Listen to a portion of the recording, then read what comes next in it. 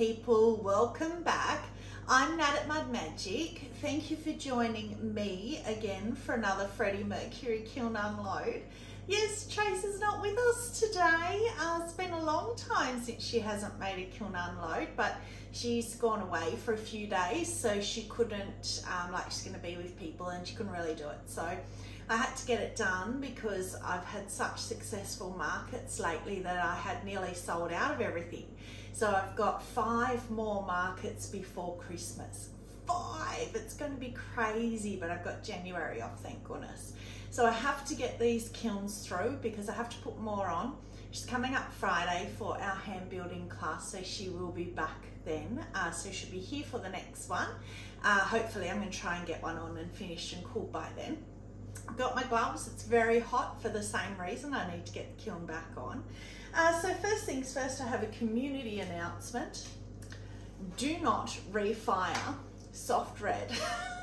Look at what happened to it. So that was the one where I forgot to put the clear on. So I put the low fire clear, which worked beautifully. Put it through bisque only, and it went really brown. It's still got a pinkish tinge up the top here, but it went, oh, and you know how much I hate brown. It went like I guess it's like a latte color, but the black aventurine lost its sparkle. So I don't know. You guys can tell me. You can still see a bit of pink in there. If I refire that on a full firing, will I get the color back? Is it because I only put it through bisque that it lost its color? I don't really know if that's possible. Should I put it through a full glaze firing? Well, I'm putting one straight back on. Should I put it back through a full glaze firing and see if we get the color back? Maybe it's just a good test to do. I don't know, because that's yuck. I mean, I know people will like it because people like browns, so it's not like horrible brown, but it's just not me. So yeah, I'd be interested to know what you think. Maybe I'll just do it for fun just to see what will happen. So, gloves, he's very hot. Let's get into it. My book, because, Karen at Barehead Pottery asked me the other day how many pieces I have around that are waiting to go through the kiln at different stages. Some haven't been bisqued, some haven't been glazed, some haven't even been trimmed yet. So I went around and counted everything. 117 pieces I have at different stages of waiting to get into Freddie. So it's crazy here. So my book is full of glaze notes. I'm sorry, hopefully we can make it through without too many hiccups because it's gonna be hard to find anything in the book. So let's get into him. I've had a sneak peek. Again, he got quite hot, but again, I've got a lot of elements showing at the top. So that will be why. That's a 6. So 7 would have been going, maybe gone, who knows. I'm gonna have to, Michelle will be loving my cones. I'm gonna have to invest in 7s again. I think these starting to get hotter and hotter. So first out, everybody would have seen that I have Stella the slab roller now, yay. This is not a Stella piece. This was pre-Stella. So I hand rolled this through the rolling pin. I need to get better at making my backs flat and everything, but you know, I'm so new to this hand building business. I will get better at that. That is something I saw on Jessica Putnam Phillips' channel. She did this kind of retro 70s kind of look. She used, of course, her celadons, fair enough. Can't get them here, so I have used all the Amaco ones. So it is Succulent Lagoon, Tangelo with mixing clear, Lavender mixing clear, Weeping Plum mixing clear, Marigold mixing clear, and then those again. So, and then Tangelo mixing clear on the back, because I'm on the whole Tangelo thing at the moment. Loving it with mixing clear a lot better. So it's just a textured placemat from Temu.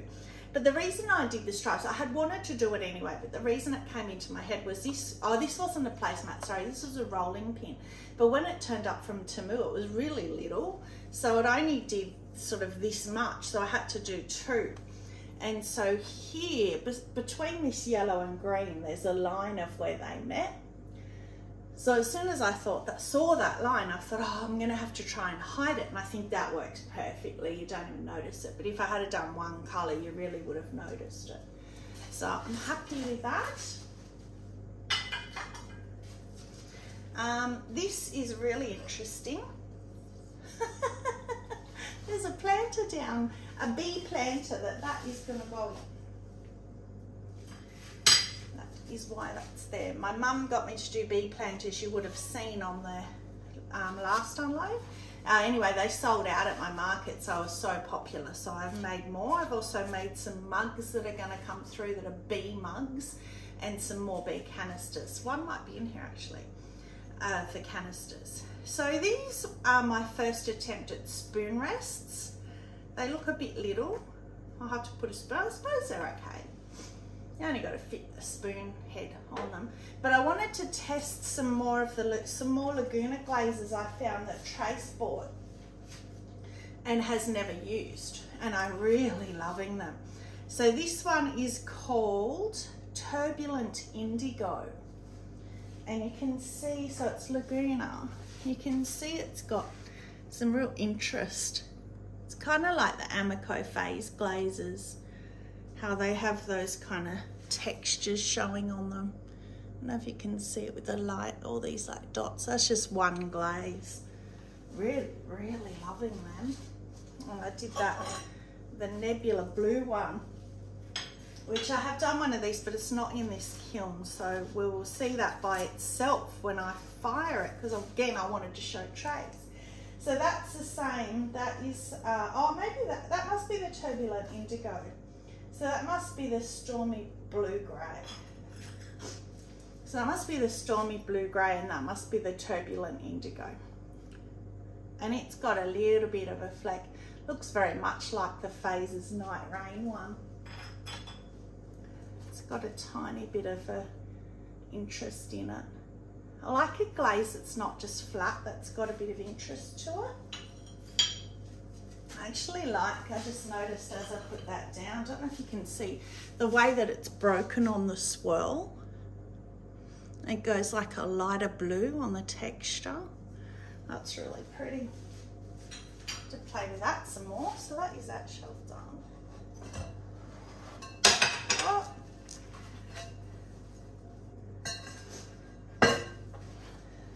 My little kiln props.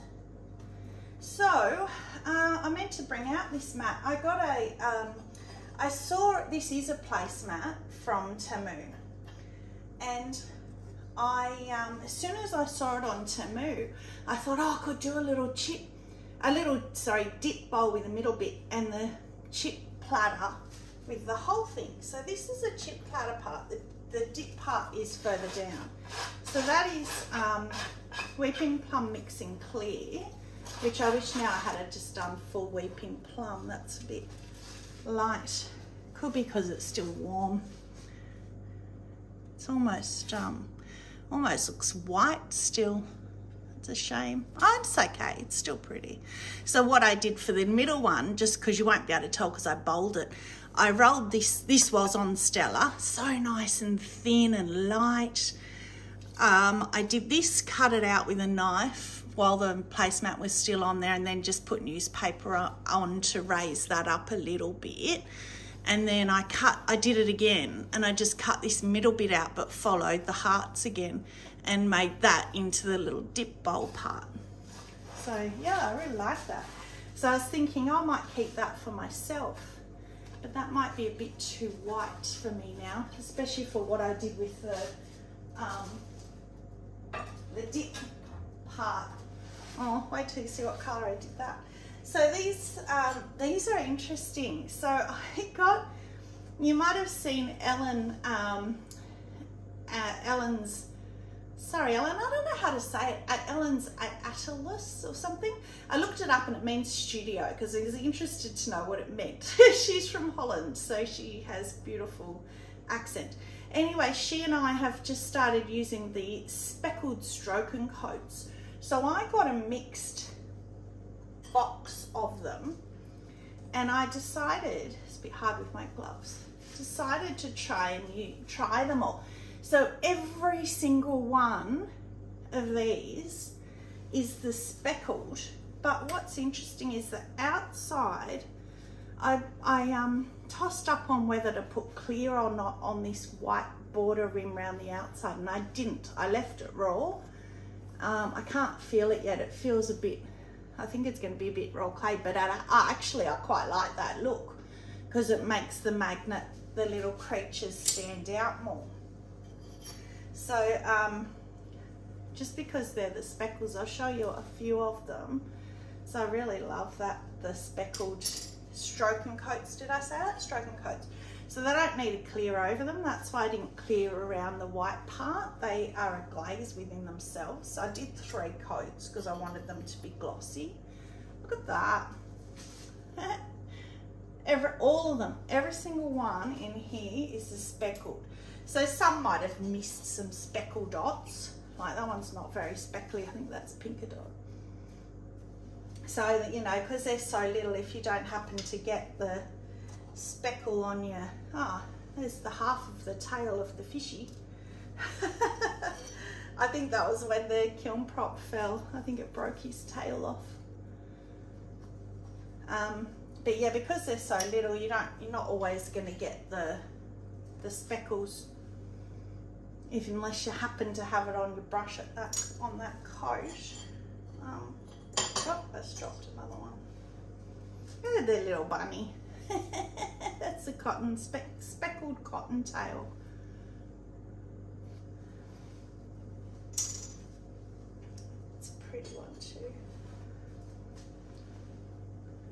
So you can't see any. Oh, there's a little bit, not much. Grapple. I don't remember. Irish Luck and Pinker Dot, I think. Look at that one. Look at all the speckles in that one. I'm just showing you because their speckles are new to me, and you guys might.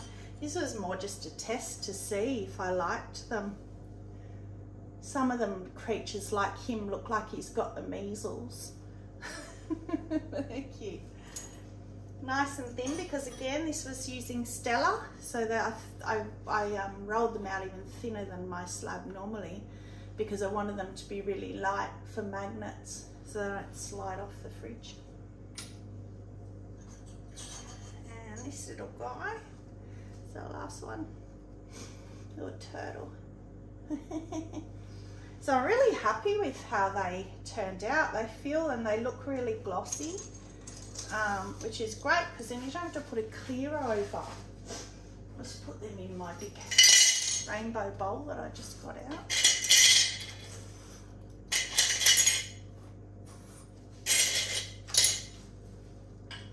And one fell down, so I hope he's okay.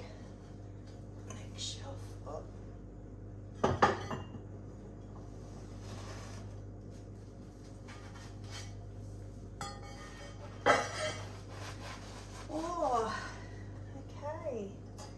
So this one again, 6.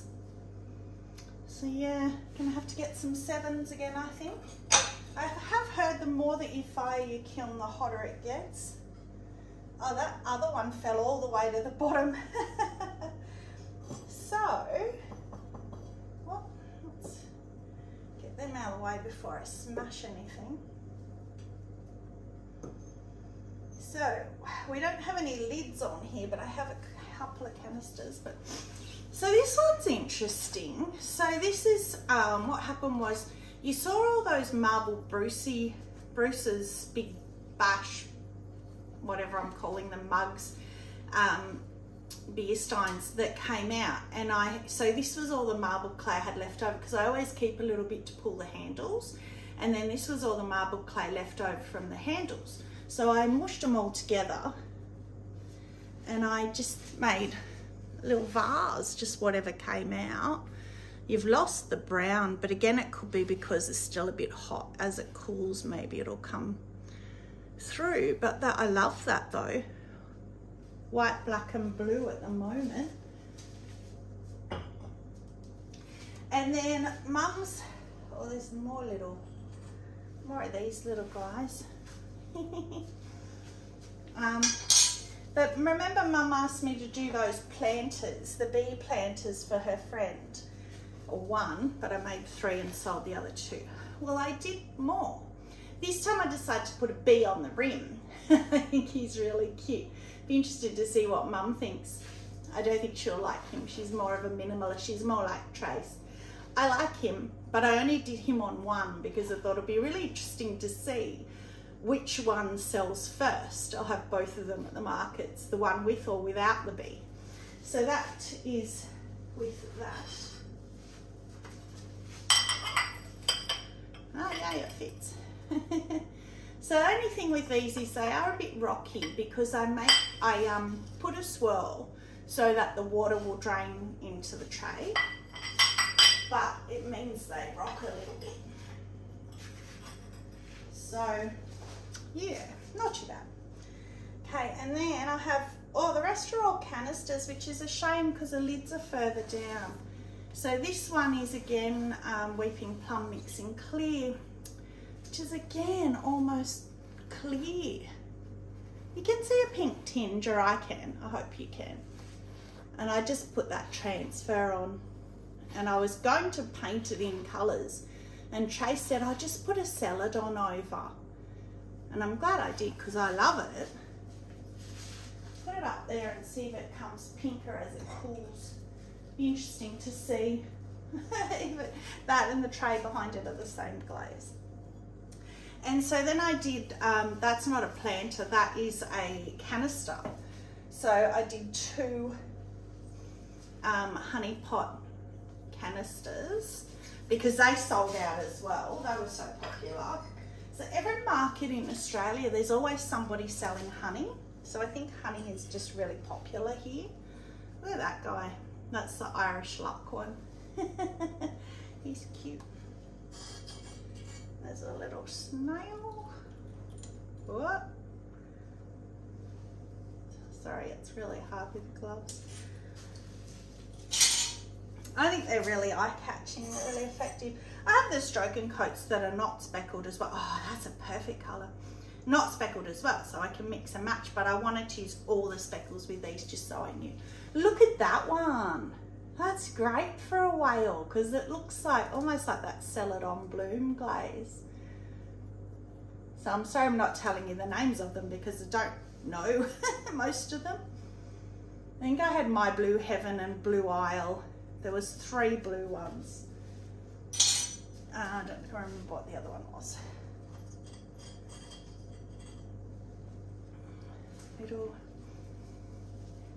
And I told Eden I had the silver one, but I don't. I might have the plain, but not the speckled one.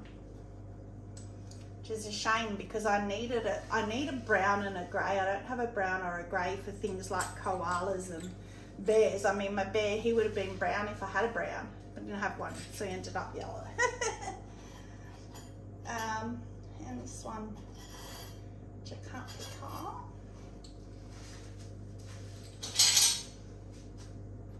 That's really pretty. That's Pinker Dot. It's the only pink one I've got, that's why I remember, and the grapple's the only purple I've got. And oh, look at that.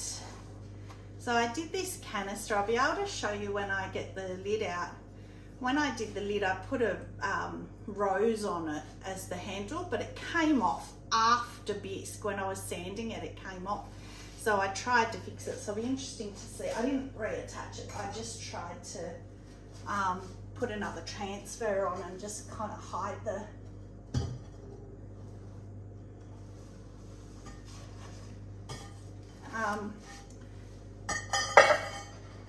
hide the scratch and score marks. I'll get it out now while we're talking about it.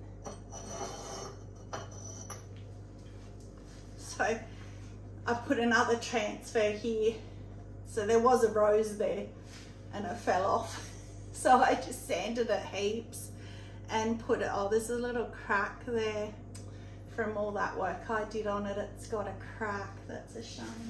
Let's see if it fits. Yeah, perfect, so they don't wobble. Perfect fit, but shame. Okay, so I did a yarn bowl because again, so popular at the market, sold out of them last market. So I did another one with just a sandbow, sorry. Most of my transfers are sandbow transfer. I love using transfers because then all you could do is put clear on them. They're so easy, don't have to think about it. Oh, so there is one of these in here. So this, why is that stuck? So this, I think, is sponge holder, car sponge holder. Yeah, the Laguna Nebula Blue. So what a shame Trace is not here, but I'll show her Friday. That I wanted to show her. You can actually see the blue better. It's still got these white crystals, so I think that must be part of it, because it's not crawling, it's not the clay, it's part of the glaze. But you can see the blues and purples better on this one, I think. Look at the purple line at the top. It's one glaze, and the blues, it has got a bit of dotting. I don't even know if you call that pinholing, they're tiny. Frothing, that's what Sarah calls it. Because it is such a thick glaze. There is a little crawl there. I think that's a crawl. To have a look at that, just here. It's such a thick glaze that I'm not surprised. But all these dots here, they're not crawls, they're part of the glaze. But look at that. Oh, look in here. I hadn't even looked at it. Look at it running where it doesn't have the lines stopping it. I hope you can see that. It almost looks like a waterfall where all the white crystals are running down. Oh, it's such a pretty glaze. It's a shame where the dots don't run. Oh, look at the line of them there. That's funny. So that's my, oh, look at the here where the purple comes through and it's all running there. Oh, pretty. And on the top here, oh, that's crawled a bit there. That is crawled there. So yeah, anyway, so that's my first attempt at a sponge holder. So see what happens with them. So it doesn't matter all that frothing and all that, because it's a sponge holder. It's not to be used for food, obviously. So that's okay. But it was more testing those Laguna glazes that I found. So I'll be able to show that to Trace.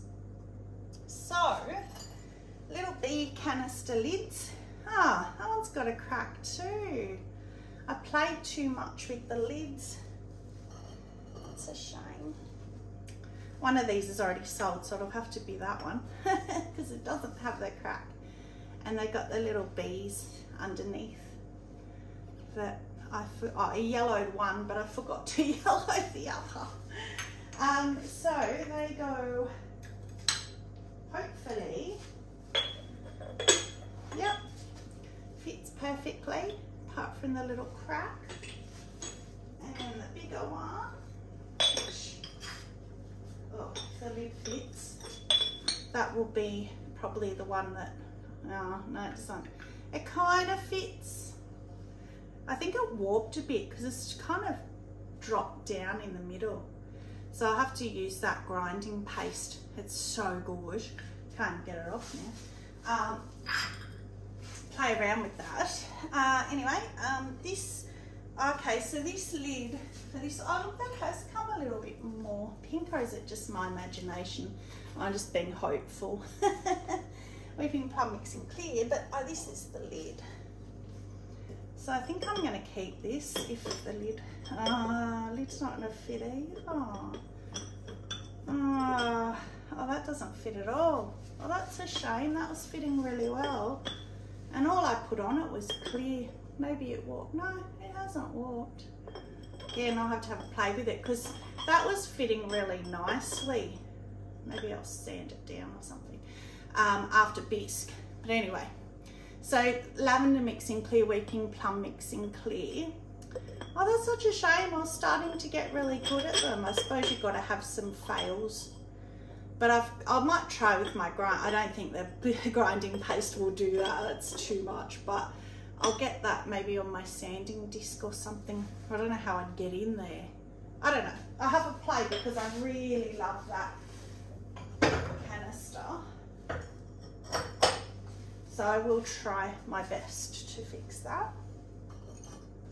That is, must have hit the wall, a dead 6 as well. So yeah, I don't know why it's gone so hot all of a sudden. Oh, this one is the, let me turn my back. The dip part. Oh, there's a little moth bothering me. So you can see the pink on the back a bit better, I think. So this is what I was saying, where I did the little dip bowl out of the middle portion. But I did it in the the marigold mix in clear. So I still cut around and followed the hearts when I cut around it and then bowled it. So it's the middle part of that I used.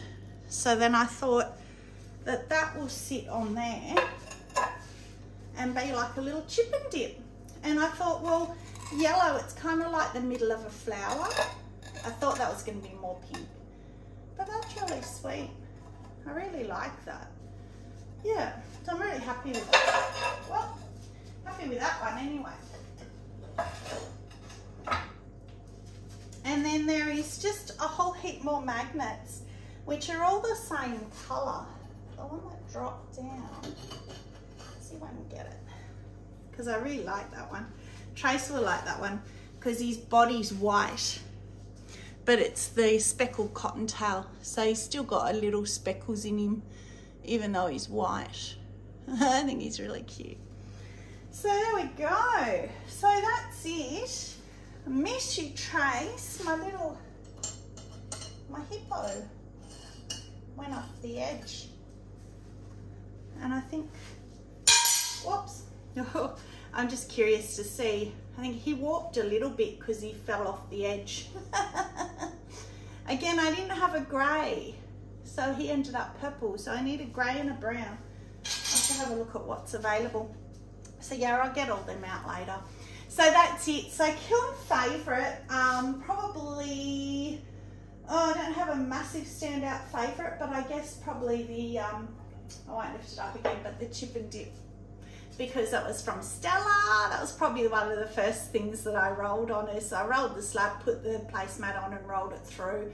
You can see I did a video of saying welcome Stella to the family and showing that part of it. So that's it. So Trace will be back Friday. Can't wait. Thank you very much for joining. Stay muddy and have a magic day. Bye.